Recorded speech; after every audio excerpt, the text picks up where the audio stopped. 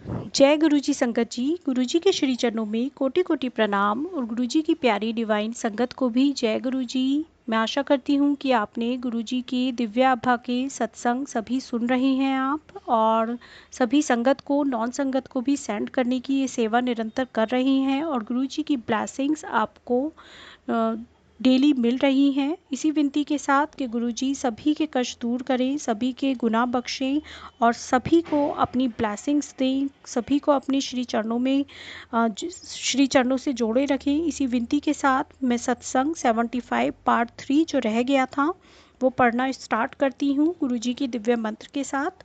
ओम नमः शिवाय, शिवजी सदा सहाय। ओम नमः शिवाय, गुरुजी सदा सहाय। ये सत्संग राजेंद्र प्रसाद सिंगला अंकल का था, गुड़गांव से। हृदय रोग के लिए चना।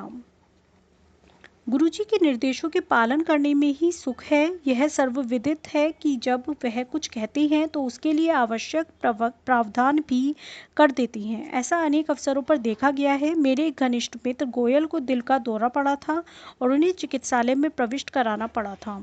जब मैं संगत समाप्त होने पर घर के लिए चल रहा था तो मैंने इसका उल्लेख गुरुजी से किया। उन्होंने तुरंत एक उपाय बताया जिसके लिए 5.25 किलो चने की आवश्यकता थी। जब तक हम बाहर निकलकर घर के लिए चले तो शीतकाल की चरम सीमा में रात्रि का 1 बज रहा था। क्योंकि वह उपाय तुरंत करना आवश्यक था, मैं खुली हुई पंसारी की दुकान ढूंढते हुए गाड़ी चला रहा था। 10 किलोमीटर जाने के बाद सौभाग्यवश एक खुली हुई दुकान मिली। हमने उससे 5.25 किलो चने मांगे तो उसने अपना भंडार देखकर बताया कि उसके पास केवल 4.5 किलो चने हैं। कुछ न होने से कुछ भला सोचकर हमने वही मात्रा ले ली। चलते हुए दुकानदार से जब पूछा कि वह दुकान कब बंद करता है तो उसने उत्तर दिया कि सामान्यतः वह 10:30 बजे बंद कर देता है, किंतु उस दिन वह 3-4 महीने में एक बार करने वाली क्रिया स्टॉक की जांच कर रहा था, इसलिए अभी तक दुकान खुली हुई थी। इसे संयोग कहकर टाल भी सकते हैं, किंतु यदि बार बार आपके हित में संयोग होते रहें तो उनका स्तोत्र समझने में कोई कठिनाई नहीं होगी। हमारे पास चने अभी भी कम थे, अतः हम ढूंढते हुए घर की ओर चले, परंतु मार्ग में और कोई दुकान खुली हुई नहीं मिली। हम निराश हो चले थे कि घर पर एक डिब्बे में कुछ चने मिल गए।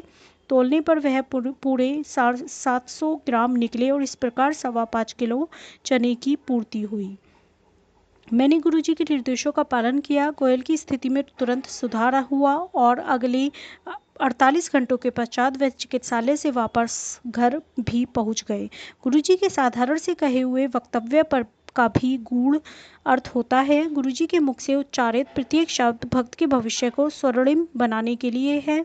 उनके कृत्य जो अक्सर दिखाई नहीं देते हमें यह पता तक नहीं लगने देते कि नियति में क्या लिखा हुआ था। बहुत कम अवसरों पर गुरुजी पूरे भेद खोलते हैं। मुझे एक बार उनके साथ पंजाब जाने का अवसर प्राप्त हुआ था, जहां उन्हें एक चिकित्सालय का उद्घाटन करना था। उद्घाटन के पश्चात गुरुजी ने कुछ और दिन वहां रहने का कार्यक्रम बना लिया। ऐसे अवसरों पर गुरुजी स्वयं अपने भक्तों के सुखपूर्वक रहने का ध्यान रखते हैं, अतः मेरे साथ संगत के 3 और भक्तों को चिकित्सालय में ही ठहराया गया और उसके मालिक ने हमारी अत्यंत अवगत करी। इस अवधि में हमने अत्यंत आनंद उठाया और उस सबसे उत्तम, गरिष्ठ और स्वादिष्ट पंजाबी भोजन का स्वाद लिया। कर्मचारियों की अच्छी देखरेख के कारण वह समय अति स्मरणीय रहेगा। 4 दिन वहां पर सब सुख साधनों का अनुभव लेने के पश्चात हम दिल्ली वापस आ गए।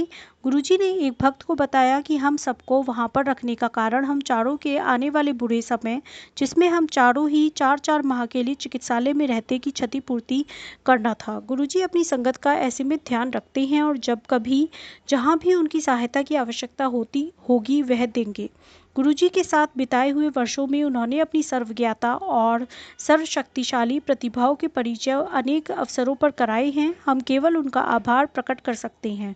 एक बार दिसंबर या जनवरी मास में हम संगत से घर वापस जा रहे थे। मैं गाड़ी चला रहा था और अत्यधिक धुंध के कारण कुछ मीटर से अधिक दिखाई नहीं दे रहा था। धुंध में मोड़ों, अन्य रास्तों और यातायात का भी पता नहीं चल रहा था। 28 किलोमीटर की दूरी में से कुल 7 से 8 किलोमीटर चलकर अत्यंत निराश हो चला था।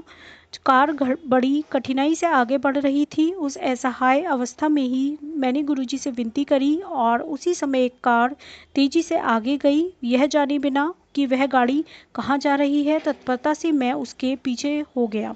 40 से 45 मिनट तक उसके पीछे ही चलते रहने के बाद अचानक धुंध कम हुई और पता लगा कि हम नोएडा पहुंच गए हैं। घर से कोई आधा किलोमीटर पहले वह बाएं मुड़ गई। इसी प्रकार ग्रीष्म ऋतु की एक तपती दोपहर को कार बीच सड़क पर रुक गई। अत्यंत प्रयत्न करने पर भी जब मुझे उसके दोष का पता नहीं लगा तो मैंने गुरुजी को याद किया।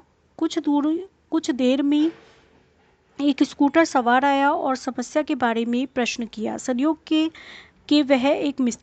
से वह एक मिस्त्री था। थोड़ी देर में समस्या का पता लगने पर उसका समाधान तो कर दिया, किंतु अभी भी उसे चलाने के लिए 2 और पुर्जों की आवश्यकता थी। उन्हें लेकर भी वह 10 मिनट में वापस आया और उसने कार सही कर दी। जय गुरुजी, अनंतम अनंतम शुक्राना गुरुजी।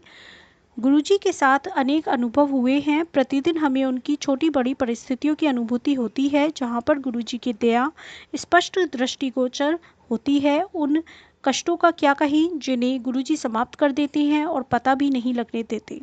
अंत में मैं गुरुजी से निवेदन करूंगा कि वह संगत के समस्त सदस्यों को अपनी शरण में रखें और भूलों को अनदेखा कर क्षमा करें। जय गुरुजी, अनंतम अनंतम शुक्राना गुरुजी। ये सभी सत्संग 75 के पार्ट 1, पार्ट 2, पार्ट 3 ये सभी प्यारे प्यारे सत्संग राजेंद्र प्रसाद सिंगला अंकल के हैं, गुड़गांव से।